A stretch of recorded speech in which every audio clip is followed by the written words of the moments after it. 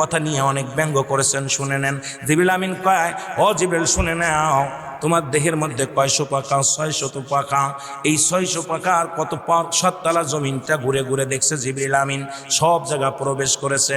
ও মুসলমান শুনে নাও, কিন্তু আল্লাহ নূরের তাজাল্লি এটা দেখার মতো ক্ষমতা আমার আল্লাহ দেয় নাই, জিবরিল আমিনকে দেয় নাই। যেখানে যাওয়ার ক্ষমতা কোনো মানব জাতির নাই, জিন জাতির নাই, সেখানে গেছে রাহমাতাল লিল আলামিন। জোরে জোরে চিল্লায়া বলা যাবে না মারহাবা। জিবরিল আমিন বলে, হুজুর আমার মনে বড় দুঃখ, আমি আজ পর্যন্ত আমি আমার মাওলার দেখি নাই। কার থেকে হুকুম আনি, কার থেকে হুকুম নিয়ে আসি, হুকুম শুধু আনি আর দিয়ে যায়, এক একজনের কাছে পৌঁছাই দিয়ে যায়, আজ পর্যন্ত দেখি নাই। জিবরিল আমিন আল্লাহর নবী বলে, জিবরিল রে খোঁজো আমার আল্লাহরে। আল্লাহরে খুঁজতে যাইয়া, আল্লাহরে খুঁজতে যায় জিবরিল আমিন 7 তলা জমিন ঘুরলেন, জান্নাত জাহান্নাম ঘুরলেন, সব জায়গা ঘুরলেন।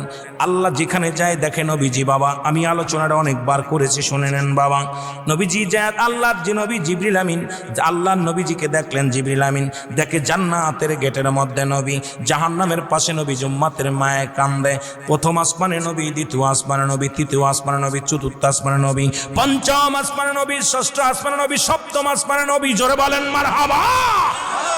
জিবরিল আমিন আমার নবীর কাছে চলে আসলেন। আমার নবী বলে, জিবরিল রে তুমি কি আমার মাওলার ঠিকানা পাইছো, মাওলার দেখেছো?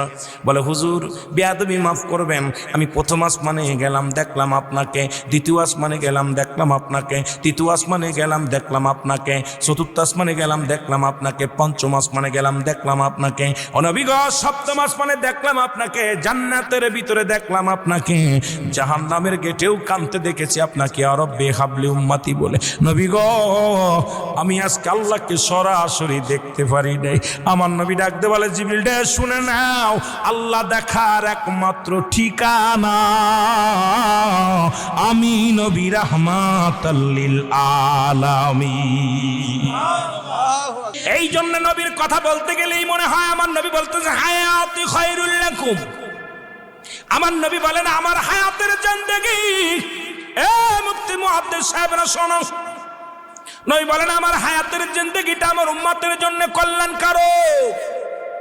নবী যে দুনিয়ার মধ্যে আসছে, প্রতিটা কর্মই, প্রতিটা নবীর প্রতিটা সেকেন্ড, প্রতিটা মিনিট, প্রতিটা সময় নবী উম্মতের জন্য কল্যাণ হবে যে কাজ, সেই কাজগুলো আমার নবীজি করতেন।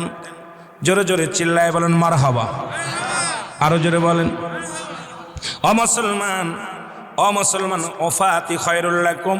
আমার নবীজির ওফাত দিবস, নবীজি দুনিয়া থেকে বিদায় হয়ে গেছে, এটা উম্মতের জন্য কল্যাণকারক। মারহাবা বলেন আরো জোরে। পৃথিবীর মধ্যে আগমন করেছে প্রতিটা কর্মের মধ্যে নবী। ও মুসলমান শুনে নেন, সুতরাং আজকে আমরা যারা নবী চিনলাম না, নবীর মিরাজ বুঝলাম না, নবীর আদর্শ বুঝলাম না, ও মুসলমান মিরাজ থেকে ঘুরে আসলেন নবীজি। কোথায় আমি আলোচনাটা রাখলাম, মনে রাখবেন, মাঝে আমার মেন সাবজেক্টই মিরাজের দিকে যেতে হবে, আলোচনার দিকে যেতে হবে। নবীজি এসে বলেন, আম্মাজান, আম্মাজান খাদিজাতুল কুবরার বলে, আম্মাজান খাদিজারে বলেন, খাদিজারে আমি দেখলাম জাহান্নামে গেলাম, ওই 7টা জাহান্নাম ঘুরে ঘুরে দেখলাম। আল্লাহ তাআলা জাহান্নামীদের জন্য 7টা জাহান্নাম নির্ধারিত করেছেন। আল্লাহ বলেন, উইদ্দাতুল কাফিরিন, কাফের বেঈমান মুনাফিকদের জন্য প্রস্তুতি করে রাখছে 7টা জাহান্নাম। জোরে বলো আল্লাহু আকবার। এ দুনিয়ার মুসলমান শুনে নাও, আমি বললাম আপনারা হাত উঠাইলেন, সবাই মানছেন, মিরাজ মানছেন। নবী রাহমাতুল লিল আলামিন মিরাজ শরীফ করে এসে সর্বপ্রথম ঢুকলেন, আম্মাজান খাদিজাকে ডাকতে বলেন, খাদিজারে আমি নবী আল্লাহর সঙ্গে দিদার করেছি, আল্লাহর সঙ্গে সাক্ষাৎ হয়েছে, আমি আল্লাহ রব্বুল আলামিনের সঙ্গে দেখা করেছি, জান্নাত দেখেছি, জাহান্নাম দেখেছি, আমার মাওলার সঙ্গে আমার সশরীরে সাক্ষাৎ হয়েছে। কেমন সাক্ষাৎ? সমস্ত নবীদেরকে আল্লাহ এক একটা নিয়ামত দান করেছেন, এক একটা নিয়ামত দান করেছেন। আমার নবীকেও একটা পার্সোনাল নিয়ামত দান করেছেন।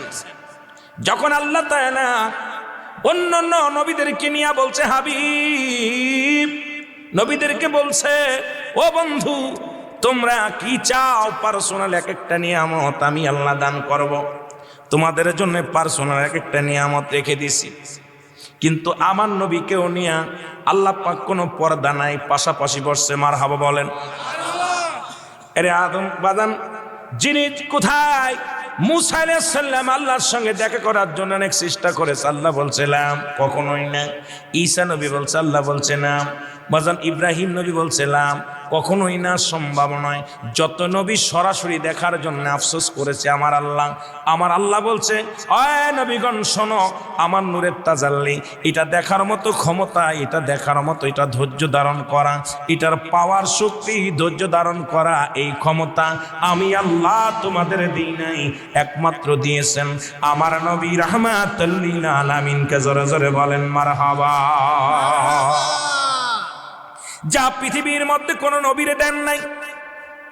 আপনারা শুনলে খুশি হবেন,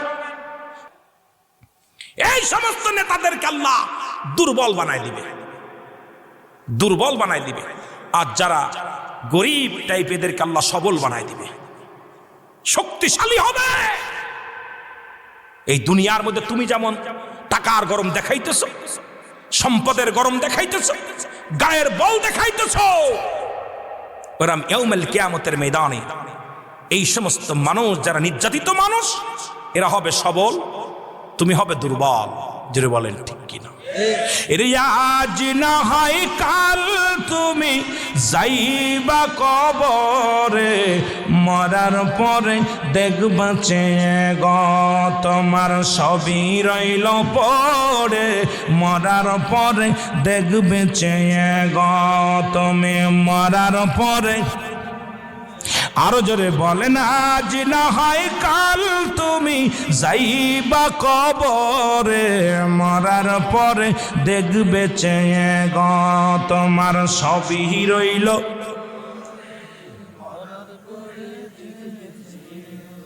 কুল্লু নাফসিন যায়কাতুল মউত, প্রতিটা প্রাণীরই কথা কয় না মরবেন না। দুজন মৌলানা খালি বলতেছে পাশের মানুষ এগুলো ওয়াজে বইছে না, বইয়া বইয়া কি করতে চাল্লাই জানে, ঘুমাইছে নি, কথা কয় না কেন? গুণা হইব কথা কইলে? মাইকে কথা কইতেছেন সকালবেলা টাকা গুণা লাগবো, আপনারা কথা কইলে টাকা গুণা লাগবো, কথা কয় না কেন? একটু জোরে বলেন। ঠান্ডা নাই, ঠান্ডা সুন্দর আবহাওয়া। আমি এসে দেখছিলাম একটু গরম ছিল, ঠান্ডা ছিল, এখন একটু মোটা, আমার স্পিরিট বাড়ছে তো একটু মনে হয়, এই জন্য হয়তো গরম লাগতে পারে।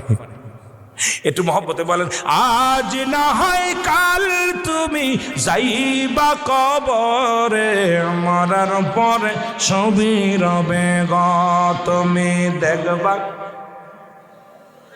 মরার পরে সবই রবে গো।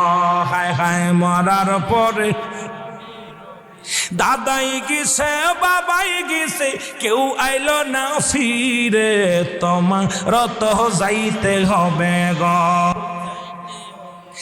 আরে যত বড় ক্ষমতা দেখাও, যত বড় টাকাওয়ালা বলো না, পয়সাওয়ালা বলো না কেন, এই দুনিয়া থাকার জায়গা না, থাকবো না। জোরে বলেন ঠিক কিনা? এরে বাবাই গেছে দাদাই গেছে, কেউ না আর আইলো ফিরে, আমারও তো যাইতে হবে গো ভাইজান, আমারও তো যাইতে হবে গো। এরে আজ না হয় কাল তুমি যাইবা কবরে, মরার পরে দেখবে চেয়ে গো। হায় হায় মরার পরে তোমার সবই রইল পড়ে, মরার পরে দেখবা চেয়ে গো। হায় হায় সবই রইল। কুল্লু মান আলাইহা ফান, সব শেষ করে দিবে কে? এত মস্তানি কিসের? এত মস্তানি কিসের? সব কিছু শেষ করে দিবে কে? এ মুসলমান শোনা নাও, এই জন্য বলতেছিলাম বাবাই বলে মানুষের মতো মানুষ হতে হবে রে, দাদাই বলে মানুষের মতো মানুষ হতে হবে, চাচাই বলে মানুষের মতো মানুষ হতে হবে।